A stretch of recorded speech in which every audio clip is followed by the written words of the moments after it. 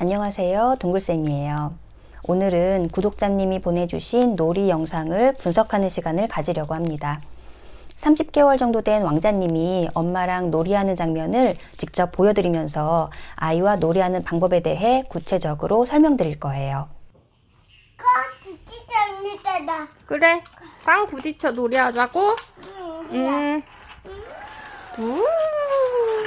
어머님께서 아이가 놀이하는 모습을 지켜보고 계시다가 아이가 이렇게 놀아달라고 요청했을 때 아이의 요구에 맞게 개입해서 놀아주고 계시죠. 미리 개입하거나 어른이 주도하지 않고 아이의 요구에 맞추어서 반응해 주신 거 너무 잘하셨어요. 더 세게!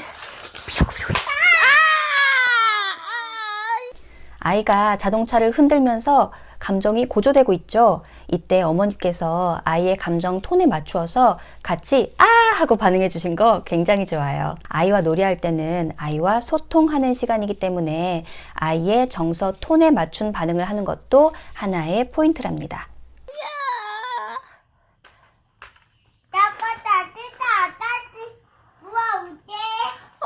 나 사다리 부러졌어. 견인차 아저씨 얼른 불러와. 아마 여기서는 자동차가 부딪혔을 때 일어날 수 있는 상황, 예를 들면 사다리가 부러질 수 있다는 내용을 구체적으로 표현해 주고 싶으셨던 것 같아요. 이렇게 놀이의 내용을 좀 더 구체화하기 위해서 개입하실 때는 아이에게 먼저 스스로 생각해 볼 기회를 주시면 더 좋습니다.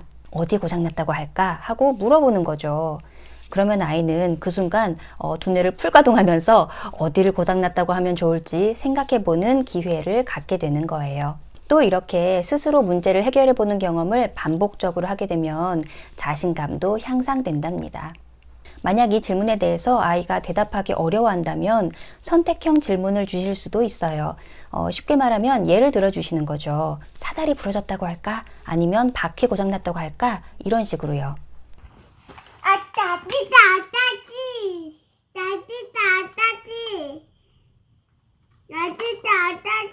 견인차 아저씨가 왔어? 응. 어디 있는데?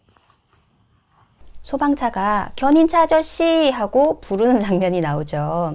그런데 견인차는 안 보여요.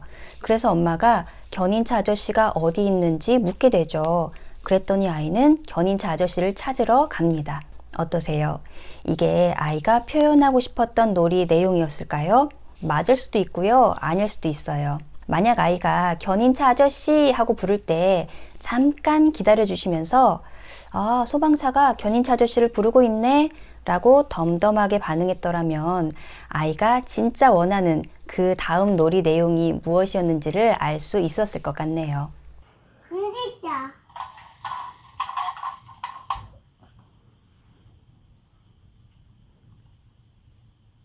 견인차 아저씨, 저 사다리가 부러졌어요. 나다봐. 다 고쳐줬어요? 응. 아, 네. 나 찌빨려요. 이제 출발해도 돼요? 응. 무릉무릉 무릉무릉무릉. 잘 굴러간다. 안 구할까? 안 굴러가? 어. 안 굴러가요, 아저씨. 다시 고쳐주세요. 일반적으로는 고쳤으면 잘 굴러가는 게 맞죠. 그런데 아이들 놀이는 일반적이지 않아요. 아마도 아이는 고쳤지만 잘 굴러가지 않는 상황을 만들고 싶었던 것 같아요. 거기에는 여러 가지 이유가 있을 수 있습니다. 예를 들어 현실에서 뭔가 자기 마음대로 안 되는 문제 상황을 자주 겪는 아이들의 경우에 놀이에서도 문제가 잘 해결되지 않고 자꾸만 갈등이 쌓이는 상황을 만들기도 하고요. 또는 문제를 자꾸 만들어서 내가 그걸 고치고 해결하는 유능한 사람이 되는 경험을 반복해서 하고 싶어서 이런 상황을 만들 수도 있어요. 그런데 아이가 어떤 놀이 전개를 원하는지 미리 알 수 없잖아요. 그렇다면 아까 말씀드린 것처럼 자동차를 출발시키기 전에 미리 아이에게 물어보시면 좋습니다. 어떻게 할까? 아니면 이제 잘 간다고 할까? 이런 식으로요. 나안 구할까? 너도 안 굴러가? 어. 우리 정비소에 가야 될 것 같아. 여기선 어떻게 하면 좋을까요? 이제 감이 좀 오시죠? 맞아요. 정비소에 가자고 하기 전에 조금 기다려 볼 수 있어요. 아이는 스스로 정비소에 가자고 했을 수도 있고 아니면 우리가 예상하지 못한 또 다른 문제 해결법을 제시했을 수도 있거든요. 나가 앞에 이거 다시 때려. 거기가 정비소야? 안다 안녕? 넌 뭐, 응? 나 찍고 깎아봐. 너 스포츠카야? 나그 아빠 지나가. 아빠 지나가. 아이 발음이 좀 정확하지 않죠. 아마 이때 많은 부모님들께서 엄마 입 봐봐, 안녕 이렇게 해야지 따라해봐 이렇게 하고 싶은 충동을 느끼셨을 것 같네요. 그런데 지금 어머님께서는 그렇게 지적하지 않으시고 자연스럽게 안녕 하고 모델링을 보여주시면서 아이가 놀이에 집중할 수 있게 해주셨죠. 훌륭합니다. 발음 교정 시도가 나쁘다는 게 아니고요. 놀이 중에는 놀이에 집중해 주실 필요가 있다는 얘기입니다. 놀이 중간에 발음을 교정해 주는데 계속 신경을 쓰다 보면 아이 놀이의 흐름이 끊겨요. 그러면 아이는 더 놀기 싫어지거든요. 그러면 아이가 놀이를 통해서 얻을 수 있는 중요한 것들, 예를 들면 자연스럽게 다양한 상황을 말로 표현하면서 언어를 연습하고 현실에서의 직간접적인 경험을 놀이로 재구성하면서 인지 기능을 촉진하고 놀이로 의식적, 무의식적인 감정과 욕구를 표현하면서 정서를 해소할 수 있는 소중한 기회가 사라지는 거예요. 어때요? 그러면 안 되겠죠? 아빠 빠지자. 와, 엄청 빨리 지나간다, 너. 스포츠카야, 너 나보다. 어떡해, 또 부딪혔어. 스포츠카가 지금 엄청 빠르게 달리고 있죠. 아마 그 상황을 놀이하면서 아이는 강력한 파워감을 느끼고 있을 것 같네요. 그런데 그러다가 차에 쾅 하고 부딪힙니다.